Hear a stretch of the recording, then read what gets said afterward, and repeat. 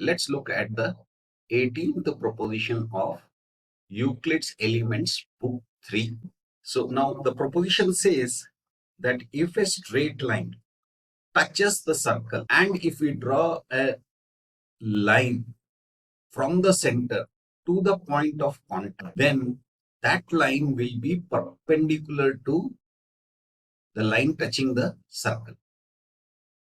So let's do some construction. Let's find the center first of all. We know how to do that. Now let's mark the point of intersection. Let's say C. Let's join FC. The proposition says that FC is perpendicular to DE.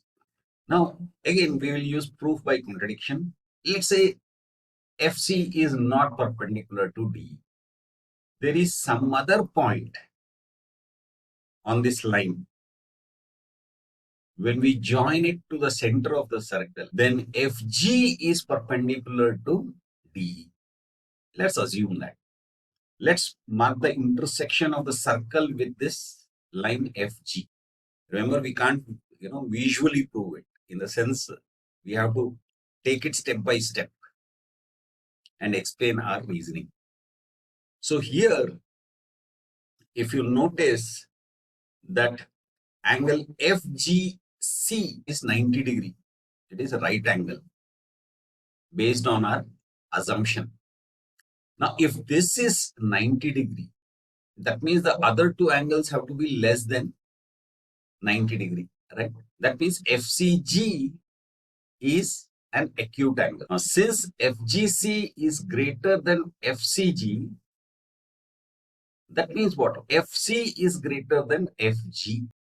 But FC is equal to FB. So our statement becomes FB is greater than FG, which is not possible. We can take this anywhere.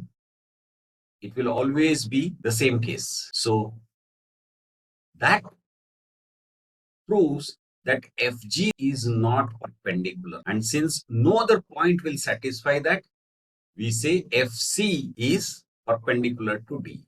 Of course, no other point when I say, except when it is exactly on top of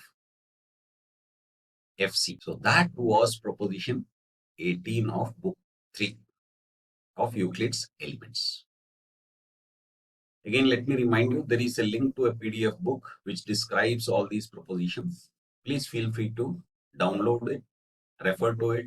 If you think it will be useful to somebody, please share it. That's it for now. Bye.